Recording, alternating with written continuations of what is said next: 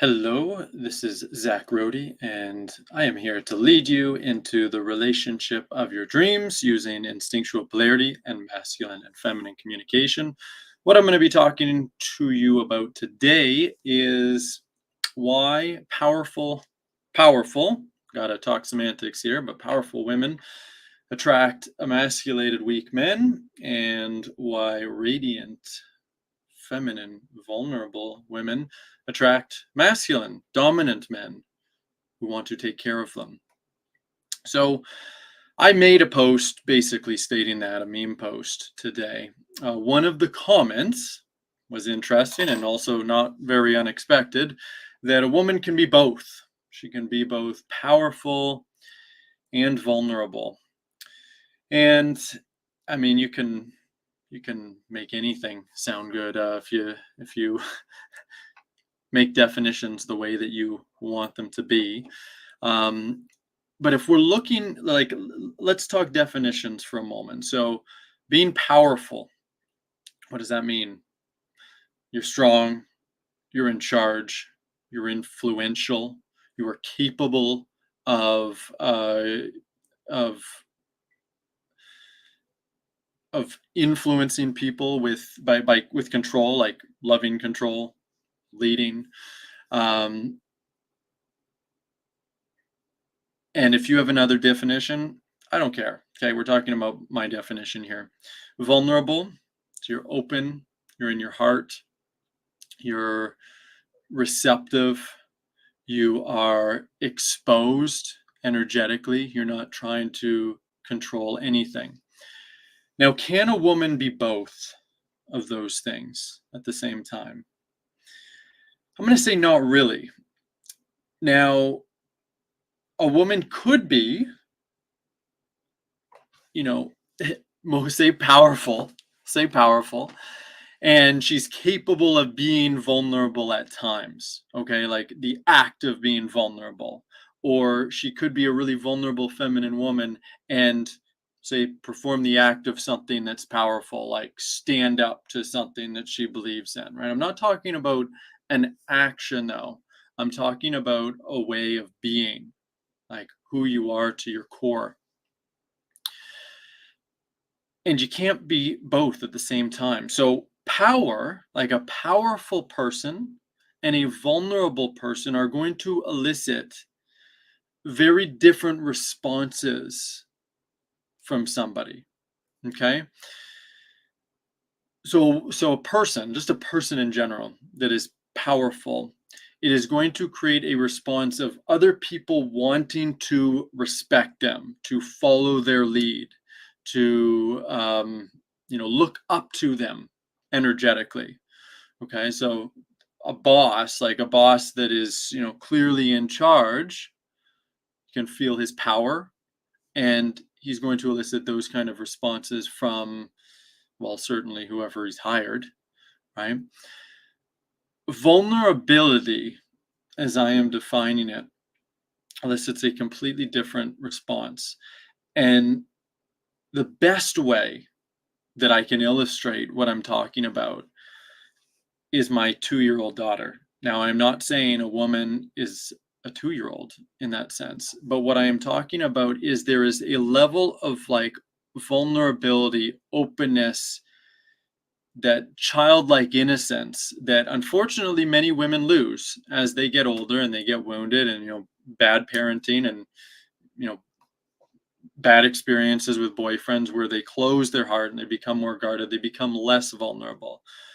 So what does my 2-year-old do? She elicits devotion from people, without even trying, like, because it's not something that's consciously done, because that would be manipulation. Just by being her, she elicits care, she elicits devotion. Okay, certainly from my wife and I, but from others as well. And in a grown woman, obviously there's tons of differences between a 2-year-old girl and a grown woman, but when a woman is truly vulnerable, she elicits that same kind of response from men, from healthy men anyway, right?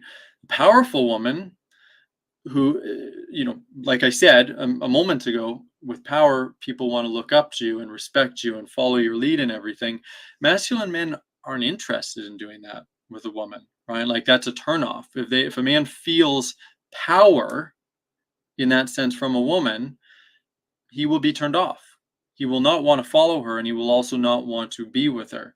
Now, understand that the absence of power is not like disempowerment. It's not weakness.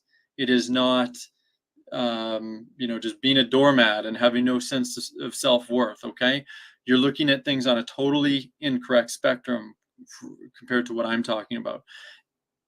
On my spectrum, on one end is being powerful, on the other end is being vulnerable. Okay, both are, I'll use the word empowered. I don't really like that, but empowered. Actually, no, a better word, you're in your self-worth in a different way, right? So a woman who is vulnerable, she's in her self-worth. She will get her needs met. Just like a man who is in his power, he is in his masculine self-worth, and he will get his needs met. So the powerful woman will only attract emasculated men, because emasculated men are looking for somebody to look up to. What they're actually doing is they're looking for something outside of themselves that they are lacking internally. It's not that they don't have it, it's just that it's suppressed. Their power is suppressed in themselves. So they will look for that externally in somebody else, and they will feel attraction to that. It's not an instinctual attraction, and their instinct is actually suppressed, their masculine instinct, but it is a wound-based attraction. They're attracted to the thing that they have suppressed in themselves. Okay? Whereas with a vulnerable woman, a masculine man who is already in his power, he's already powerful, he's not looking up to anybody, he is attracted to her. He wants a woman to, and just stay with me here for a moment, to look down on. And I don't mean that in a negative sense.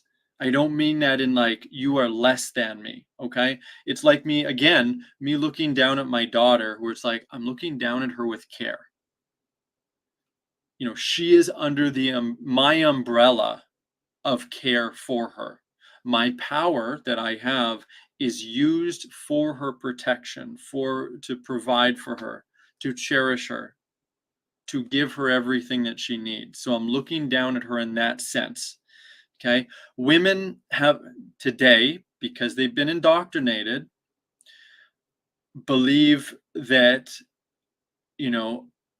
a man should be looking at them like, equal.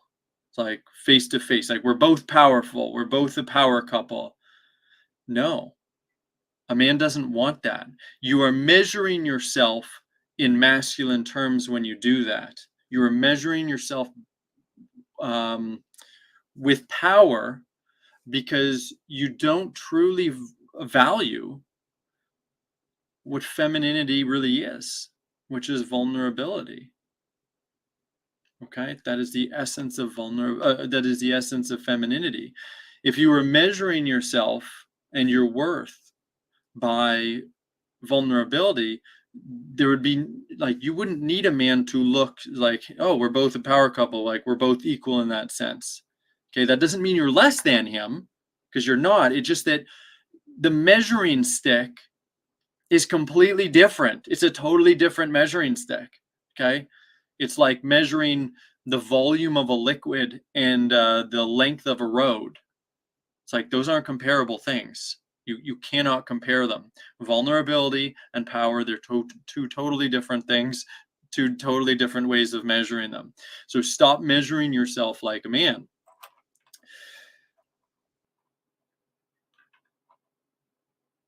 Women who believe, I'll put it this way. When women say, like, women can also be powerful, what that automatically tells me is there is still a wound there. Okay? There's still, and now you can put whatever semantic sticker on that you want, where it's like, oh, women are powerful, women give birth, that's a powerful thing, and women are really strong for that. Okay, doesn't matter. Okay, it doesn't matter. We're talking about different things, and the fact is that you are identifying with something. You're identifying with power in some way because you don't fully value the true value of the feminine, of feminine energy. Okay. And the problem is, if you don't fully value that, if you don't see how incredibly beautiful that is, and you need to think that you're powerful in some kind of way, then men aren't going to, like masculine, healthy men, are not going to fully value you either. They don't value power in that way. They want a woman who is as vulnerable as possible. Yeah, well, and so Facebook user says, I prefer the term empowerment. It's not the same thing as power. So I was actually about to say that. I was halfway in that sentence, but I don't like the word empowerment either. I fully get what you mean, and I think that's definitely better than saying, like a powerful woman, but it still has a lot of, masculine energy to it that I don't like. That's why I like focusing on worth, feminine self-worth and masculine self-worth. Now, you might be using the word empowerment and like from the totally same place that I am as far as like what true femininity is. I don't know. But I just don't like the word. I just don't like the word to describe women because it's like, yeah, it's just there's just something off about it. And that's not to say that a woman isn't like a woman who's in her worth. Yes, she is empowered, like in the way that you can use it. Absolutely, she's empowered because she's certainly not disempowered, right? A woman who is in her worth, is she disempowered? No, that would be like a doormat woman. That would be a woman who's compliant, who doesn't understand true submission, who's not willing to truly speak up for her needs and everything. So yeah, she is empowered. It's just that I don't like using that word. Yeah, so one of the things that women need to do, if you're single as a woman, or if you're in a relationship with a man who's not fully in his power, right? Basically, you want to inspire a man to be fully in his power when you're, whether in a relationship or whether you're attracting a man who's fully in his power or, pretty close to it, right? Because when you have that, now he just wants to take care of you with that power, right? He feels that desire to take care of you, to cherish you. For you to do that, you have to let go, first of all, of any of that identification with power, and as you let go, you find your true feminine self-worth, which is in your vulnerability. Right? You won't find it anywhere else. You will not find it through your success. You won't find it through your intellect. You will not find it through your strength. You will not find it anywhere except through your vulnerability, through your feelings, through your willingness to share and be fully open with the world and with a man. That's where your self-worth is. That is how you, yes, empower yourself in that sense, by just communicating what you need, what you feel, using feminine communication. Okay. The women who I feel most inspired by,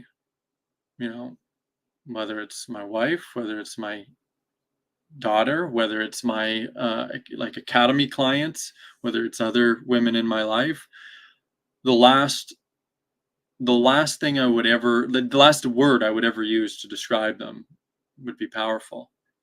But again, that doesn't make them weak in any way. It's not on that spectrum. It's just, oh wow, you're vulnerable, you're open, you're soft, you're feminine. That's beautiful. I want to take care of you. That's the response that you want to elicit from a masculine man. How great would that be? So if you want some help with doing that, if you want to learn how to do that by shifting how you communicate, how you show up, join us for our masterclass, claritymasterclass.com. If you're single, get my women's dating course at beyondfeminineattraction.com. Or check out my other offers, my academy, my books, relationshipyourdreams.com. Take that next step, and only good things will happen for you. Because the more feminine that you become, the more that you embody this energy, the more that you will inspire masculine man or masculine men to take care of you. Oh, it's a good one. I'm going to save that question for the, I'm going to just copy it. Whoops, it doesn't let me copy it. I'm going to write it down. I'll do that for a future video. It's a great question.